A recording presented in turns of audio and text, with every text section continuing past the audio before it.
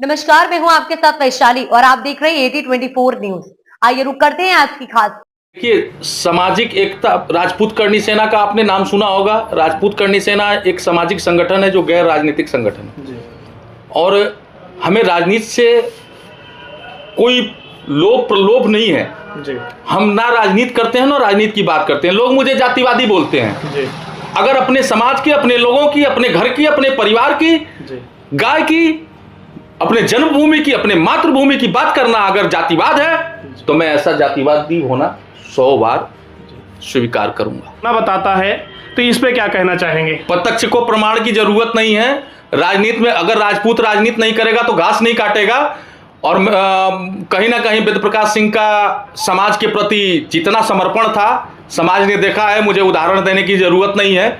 और सुहलदेव वैश्य को अभी हाल फिलहाल में कोर्ट ने क्षत्रिय और राजपूत करार दिया है, तो ये कोई विवाद का मुद्दा ही नहीं बना। अगर कोई राजभर कहता है तो हम क्षत्रिय राजपूत कहते हैं और कहते रहेंगे। लड़ाई हमारी स्वतः जारी रहेगी जिसमें हम कभी पीछे नहीं हटेंगे, ना कदम पीछे हटाएंगे। राजपूत करणी सेना संघर्ष और बलिदान की एक जीती जागती कहानी है और उस कहानी की पृष्ठभूमि में आदरणीय स्वर्गीय बाबू साहब ठाकुर साहब लोकेन्द्र सिंह कालवी का शिष्य हूँ। राष्ट्रीय अध्यक्ष दादा महिपाल सिंह मकराना का सेनापति हूँ। दादा दुर्गेश सिंह दीपू का सेनापति हूँ। और हमारी जो लेखनी है और करनी है जमीन के स्तर पे दिखती है। हमें बताने की पत्रकार बंधु जरूरत नहीं है। क्षत्रिय पालक हूँ, क्षत्रियों की बात करूंगा, मरते दम तक करूंगा। राजनीति से वास्ता नहीं है, समाज नीति से वास्ता है। समाज नीति की बात करता हूँ। क्या ऐसी कोई पॉलिसी है क्या कि आपका भाई जो है राजनीतिक पार्टी सुहेलदेव समाज में जुड़ के राजनीति कर रहे हैं और आप समाज की बात करते हैं, तो कैसे यह साबित हो पाएगा कि सुहेलदेव वैश्य जी जो है राजपूत हैं? देखिए पत्रकार बंधु, सुहेलदेव वैश्य जी राजपूत हैं, राजपूत ही रहेंगे। और रही बात राजपूत अगर किसी राजनीतिक पार्टी में जाता है तो राजनीतिक पार्टियां राजपूतों का हनन करती हैं। शायद मेरे भाई के ऊपर जो टिप्पणी आप कर रहे हैं और समाज में बातें चल रही हैं, तो वेद प्रकाश सिंह जी वेदू राजपूत हैं और राजपूतों की ही बात करते हैं। किसी राजनीतिक पार्टी में अगर आपका व्यक्ति नहीं जाएगा, प्रतिनिधि नहीं जाएगा, तो आपका बात करने वाला संसद में, विधानसभा में कौन होगा जी? तो मैं तो प्रत्येक राजपूतों को कहता हूं कि आप भिन्न भिन्न राजनीतिक पार्टियों में जाएं और राजपूत समाज से कहता हूं कि राजपूत जहां भी आपको दिखे उसकी खुलकर मदद करो जी, खुलकर मदद करो। और रही बात बाबा सुहेलदेव जी की, तो मैं जीता जागता उनका पोता हूं और ये लड़ाई तो हम लड़ेंगे। शायद 2021 की बात है जब वेद प्रकाश सिंह वेदू पूरे प्रदेश में छाए हुए थे सुहेलदेव जी वैश्य को राजपूत कहलाने में के लिए, और वो लड़ाइयां लड़े हैं। तो ये किसी से संभवतः ऐसी बात नहीं है कि वेद प्रकाश वेदू के ऊपर कहीं टिप्पणी उठे। वेद प्रकाश वेदू स्वतः समाज से इस समय हमारे परिवार से है। क्या विपिन सिंह का छोटा भाई होना गुनाह है?